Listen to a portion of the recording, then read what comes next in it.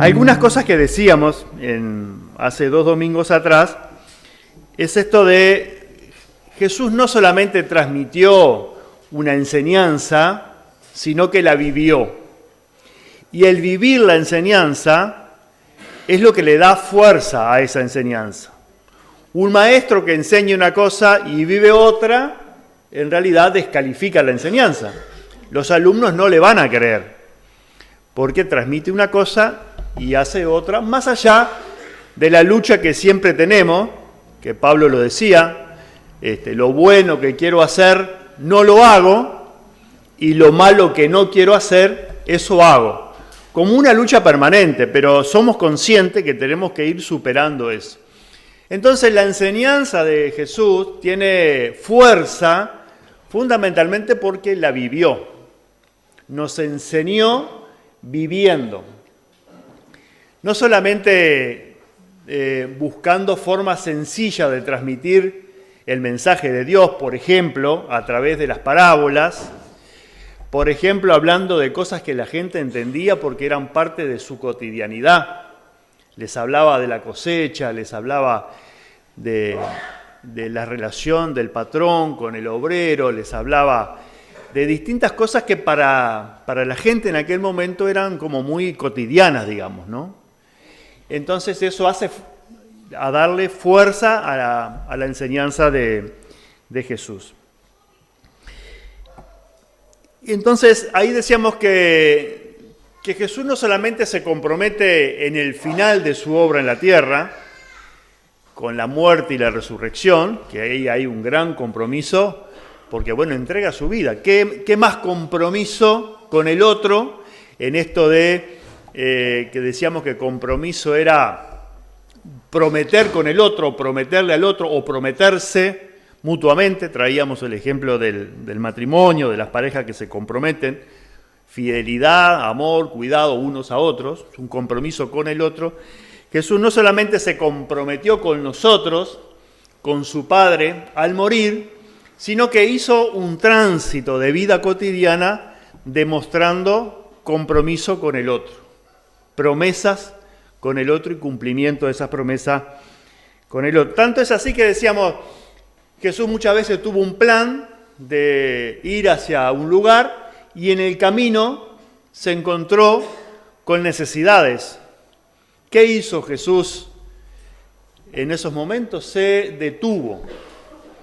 No sintió que perdiera el tiempo deteniéndose a dialogar, interactuar con esa necesidad. Lo vemos con la mujer samaritana. Transitó Samaria, se detuvo en Samaria, habló con una mujer samaritana y recordamos ese episodio. También se detuvo cuando se dio cuenta que Zaqueo estaba intentando verlo y hablar con él. No solamente que lo saludó y le dijo, Zaqueo, estás ahí arriba del árbol, te vi, pica, sino que le pidió que descendiera,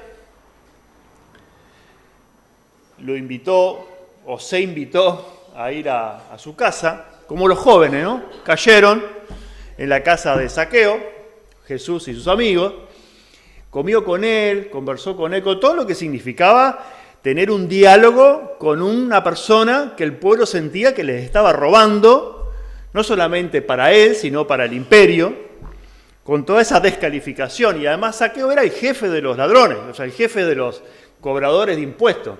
No es que los cobradores de impuestos sean ladrones, ¿no? Cuando los cobradores de impuestos cobran impuestos amparados en una ley, bueno, eso es lo que tenemos que aportar como ciudadanos al Estado. En este caso era otra cosa, era lo que el imperio exigía, que ya era una cuestión, digamos, dictatorial, más lo que los cobradores de impuestos sacaban para sí mismos y sacaban un poco para su jefe, y el jefe era el que más se beneficiaba. Bueno, Zaqueo estaba entre ellos. Ese detenerse de Jesús y comprometerse en una situación socialmente compleja, descalificante, digamos, ¿no? ¿Cómo vas a ir a atender a su casa, a comer, a compartir? El riesgo de decir, bueno, sos parte de lo mismo, ¿no? Sos un cobrador de impuestos más, un publicano más.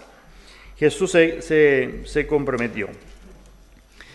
Entonces, Tuvimos una muy linda reflexión con los jóvenes, en el sentido que le proponíamos decir, 4 niveles de nuestro compromiso, ¿no? El compromiso consigo mismo, ¿no? ¿Cómo estoy comprometido yo con mi vida, con lo que yo quiero ser?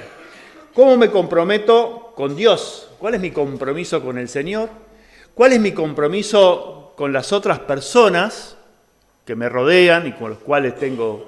¿Y cuál es el compromiso con el medio ambiente, con la vida alrededor de nosotros, ¿no? Y bueno, y ahí tuvimos una muy linda reflexión de qué estaba primero, qué es lo que... Y llegamos a la conclusión que nuestro compromiso con Dios era la base, pero que teníamos que ejercitar el compromiso con las otras 3 dimensiones.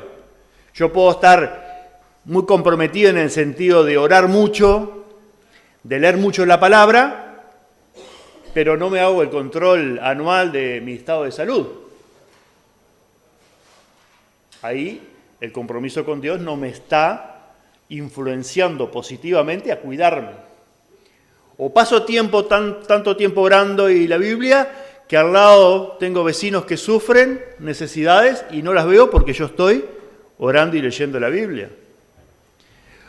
O tengo ese compromiso y en mi casa no clasifico los residuos y tiro todo junto y no me importa que haya 400 familias que viven de eso, digamos, ¿no? Entonces, ¿cómo de alguna manera lo primero es el compromiso con Dios, pero cómo tengo que ejercitar para que ese compromiso con Dios impacte en estas 4 dimensiones siguientes? Conmigo, con las personas de mi entorno y con el medio ambiente. Ese sería como el ideal o la meta de un o una cristiano o cristiana, poder impactar en esas 4 áreas de mi vida en términos de cómo estoy comprometido, con Dios, conmigo, con las personas, con el ambiente.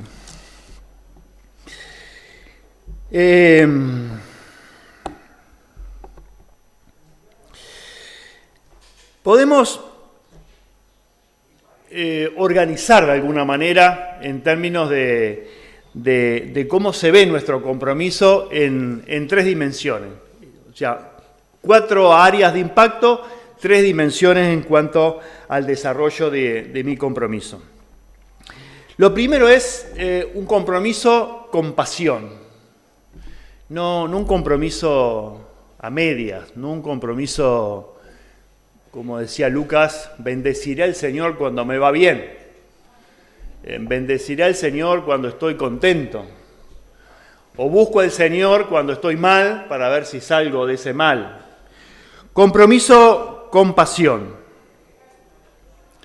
Y la compasión tiene que ver con sentir lo que el otro siente también. Con intensidad, con esa dimensión humana que Dios nos da, que es de jugarnos por el otro. Y vamos a ver en Mateo,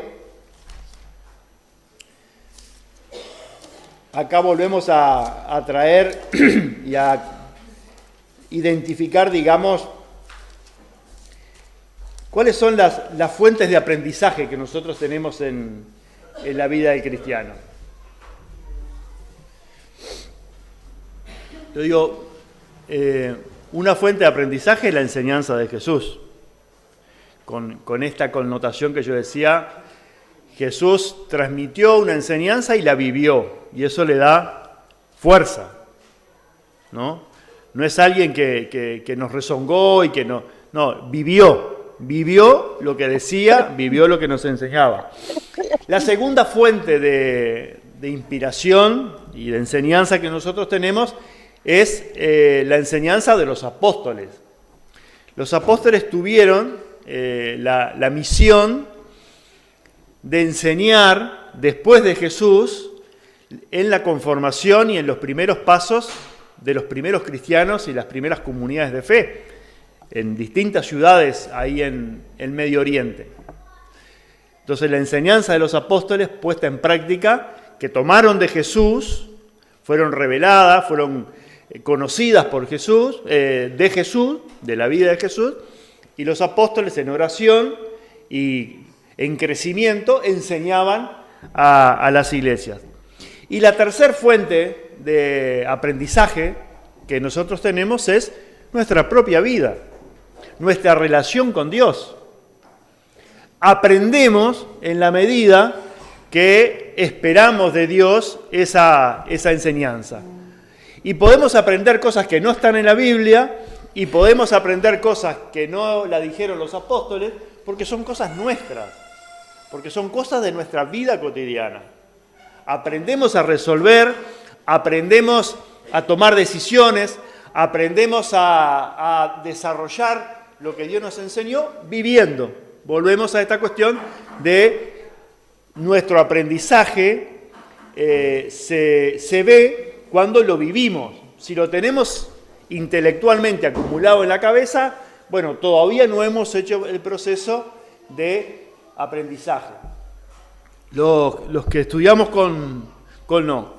en las enseñanzas de Pichon Rivière, decíamos que una cosa es aprender y otra cosa es aprehender, con una H en el medio. Aprehender es cuando yo tomo eso y transformo y cambio mi vida cotidiana y voy incorporando eso como herramienta de vida, digamos, ¿no? Lo aprendo y lo aprehendo, lo tomo para mí y eso me hace como guía de vida. Entonces, lo que Jesús nos enseñó, lo que los apóstoles nos enseñan y lo que vamos aprendiendo desarrollando mi vida cristiana. Mateo 9:36 dice, ¿quién lo tiene por ahí? Lo tengo. ¿Sí? Cuando vio a las multitudes, le tuvo compasión, porque estaban confundidas y desamparadas, como ovejas sin pastor. Esta versión dice, muy, muy similar, obviamente, al ver a la gente sintió compasión. Sintió compasión de ellos. El término compasión puede tener como distintas acepciones, digamos, ¿no? A veces lo utilizamos, y creo que es el caso de decir, bueno, ese sufrir de las personas, yo puedo aproximarme muchísimo a ese sentir. Nunca voy a sentir lo que siente esa persona porque es propio, es de su vida cotidiana. A veces decimos también, nos ponemos en los zapatos del otro, ¿no? Y a veces el zapato nos queda más chico y aprieta. Bueno, hago el esfuerzo de calzar los zapatos del otro, de sentir lo que el otro sintió. O sea que un componente del compromiso es tener compasión, sentir lo que el otro siente. A Jesús lo vemos en distintos momentos tener esta sensibilidad, esta compasión, de decir, sintió compasión de ellos, porque estaban angustiados y desvalidos, como ovejas que no tienen pastor. Y a veces tenemos una tendencia, porque obviamente es como un poco más sencillo, tener compasión por las necesidades de las personas más de carácter material, o una persona que tiene hambre, o una persona que está en una situación de extrema pobreza, o una persona que está en situación de calle. En este caso es bien interesante porque Jesús tiene compasión por lo angustiado que están estas personas, por la angustia de estar desvalidos, perdidos, sin orientación. O sea que en el aspecto psicológico, en el aspecto más íntimo de la persona, también, si desarrollamos compromiso, debemos sentir esa compasión. Muchas veces nos resulta más fácil un plato de comida o satisfacer una necesidad básica que escuchar a una persona angustiada, que escuchar a una persona desnorteada, que está buscando y que no encuentra, una persona enojada con la vida. No es fácil, no es fácil. tenemos que estar mucho mejor parados para escuchar esto que para dar un plato de comida cuando alguien nos toca timbre en casa o vemos a alguien. Tenemos que estar parados en Cristo, en la roca, para poder sostener esa tristeza, este desamparo, y que esa tristeza y ese amparo nos permita acercarnos, pero no entristecernos y imposibilitarnos de actuar. Esto puede ser muy teórico, en psicología social se llama la cercanía óptima. O sea, estoy tan cercano de la persona que puedo entender y comprender y ayudarlo, pero no estoy pegoteado, porque si me pegoteo es como tirarme al pozo para sacar del pozo. Yo tengo que estar arriba, firme, para dar la mano y ayudar a salir del pozo. Si yo me tiro al pozo para salvar del pozo, nos hundimos los dos. Entonces, esto es un ejercicio de cada uno. Cuánta firmeza, cuánta posibilidad tenemos de ayudar a la otra persona, fundamentalmente en estas necesidades que nos habla Jesús acá. Y puede ser, y esto es bastante común y tal vez más común de lo que pensamos, que no podamos solos. Por eso somos comunidad. Por eso la vida del cristiano se desarrolla en comunidad. Y poder reconocer que no puedo solo con esta situación porque me atraviesa tanto o me moviliza tanto mi historia de vida, que pido ayuda. Y vamos entre dos. Qué bueno que es ir entre dos a ayudar a esta persona. No imponerlo, porque muchas veces tiene que ver con el vínculo, con la confianza.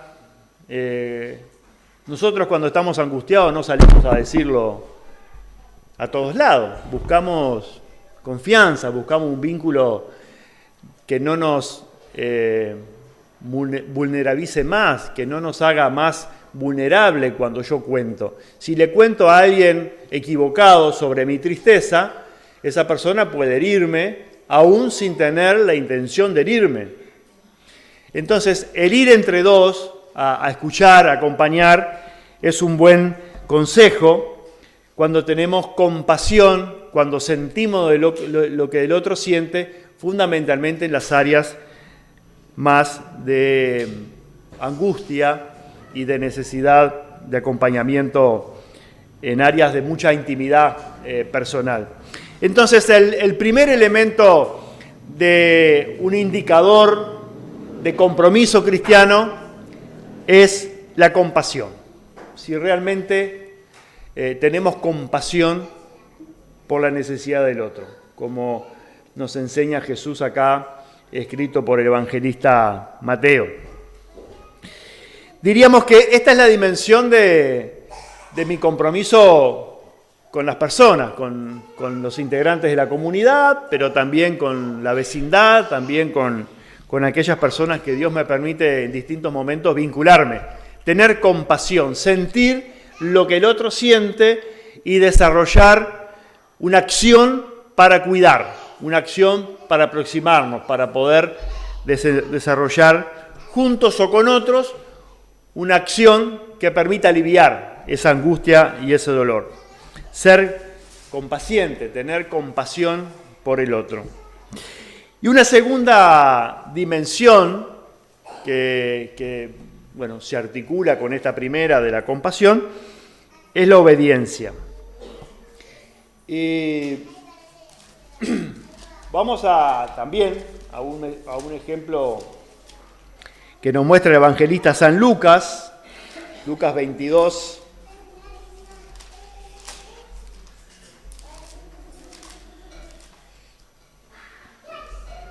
En esto de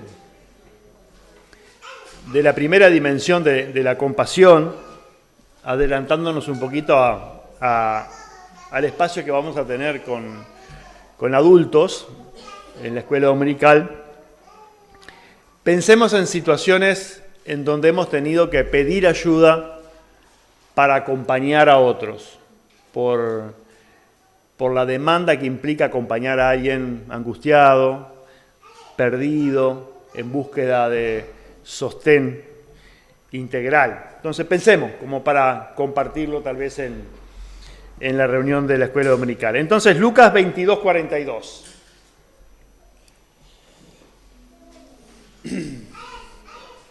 Leo, Sí, por favor. dijo, Padre, si quieres, líbrame de este trago amargo, pero que no se haga mi voluntad sino la tuya. Lo habíamos traído el primer domingo que hablamos del tema de compromiso. La obediencia. La obediencia es uno de los indicadores de compromiso. Qué fácil que es obedecer cuando todo va bien, digamos, ¿no? Qué fácil que es obedecer cuando no hay obstáculos. En este caso es el ejemplo más profundo que podemos tener en la palabra de obediencia. Jesús, hombre, Jesús, Hijo de Dios. Jesús, Dios, parte de la Trinidad. Jesús, hombre, sintió el deseo de que la muerte no pasara por él en ese momento, en esas condiciones. Realmente sintió que era mejor que eso no sucediera. Y realmente cuando uno tiene la conciencia de sufrimiento, o sabe que va a pasar por una intervención quirúrgica, o tenés que ir al dentista, o tenés que... Es bueno, ¿eh? Pero mejor que no pase. ¿Cuántas veces vamos con miedo y se va aproximando la hora del dentista o de la intervención quirúrgica? Che, ¿no pasará algo? ¿No habrá un paro médico? ¿No habrá algo que...? Y solo para postergarlo, porque al fin vamos a tener que... Pero sentimos ese deseo de que no pase, ¿no? O que se resuelva sin pasar por el ruidito. Y sentimos eso, digamos, ¿no? Aunque sabemos que es bueno. Tenemos que hacerlo. Y después nos vamos a aliviar y después nos vamos a curar, digamos, ¿no? Jesús también sintió, frente a la perspectiva de un sufrimiento profundo, máximo, de muchas horas. Jesús tenía, porque el hecho de ser hijo de Dios, conocía la voluntad de Dios y sabía el carácter de muerte que iba a tener, se le pasó por la cabeza y el corazón de que, si es posible, Padre, no me hagas sufrir esto. Pero en la misma oración, en el mismo diálogo con Dios, saca la conclusión, pero que se haga tu voluntad. Entonces, el compromiso que Jesús tenía en ese momento no solamente era un compromiso de compasión con la persona, sino ahora frente a Dios de obediencia absoluta, aún en una situación súper extrema. No vamos a estar nosotros nunca en esta situación. Si bien algunos cristianos murieron también crucificados, apedreados, pero nada dice que ninguno de nosotros va a estar en esta situación de extrema sufrimiento, digamos, ¿no? Con conciencia de sufrimiento futuro, con conciencia de estar en una situación de pedir que eso no nos pase, que eso no suceda de esa dimensión que tuvo Jesús. Bueno, Jesús en esa dimensión, en esa profundidad, terminó diciendo, pero Padre, que se haga tu voluntad. Y yo creo, esto no está en la Biblia, que Jesús al decir que tenía el deseo de que eso pasara, alivió su dolor. En parte empezó a aliviar su dolor. Y esto es también una enseñanza que nosotros tenemos. A veces tenemos miedo de decirle a Dios lo que sentimos. Y es realmente una tontería, perdonen, porque Dios ya lo sabe. Dios ya sabe que cuando estamos enfrentados a una situación difícil, muchas veces tenemos el deseo de escapar. Tenemos el deseo de escapar. En la medida que lo sentimos, Dios ya tomó conocimiento de sentir. Si se lo decimos, ponemos esa carga de sentirlo y sentirnos culpables por sentirlo, entonces vamos profundizando el sentir del dolor. Si se lo decimos a Dios, Padre, realmente esto que me estás pidiendo no lo quiero hacer. Si fuera mi voluntad, no lo haría. Se lo digo, lo pongo delante de Dios, me lo descargo, no cargo yo solo con ese sentir. No es un pecado sentirlo, es un pecado actuarlo y es un pecado esconderlo. Pongámoslo en los pies de Cristo, confesando que sentimos eso y seguro con eso Dios nos va a ayudar a aliviar ese dolor. Y además, lo más importante, se va a hacer la voluntad de Dios, que es lo que estamos intentando aprender. O sea que después de la compasión, la obediencia a la voluntad de Dios. Y hay una tercera dimensión que quería compartir con ustedes, que lo vemos en Mateo 1:35. Mateo capítulo 1, versículo 35.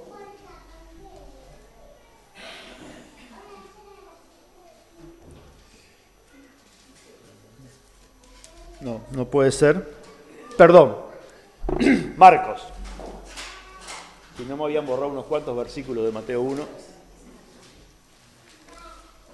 Ayer le hice la misma trampa a Iván. A ver, Iván, si podés leer Mateo. Fue a Mateo, no, era Marcos. Hoy también. Marcos 1:35. Ahí sí. A ver quién lo tiene. Lo leemos en dos versiones. A la mañana, Fuerte. la mañana siguiente, antes del amanecer, Jesús se levantó y fue a un lugar aislado para orar. Bien, en mi versión dice, de madrugada, cuando todavía estaba oscuro, Jesús se levantó y salió de la ciudad para ir a orar a un lugar solitario. Y esta tercer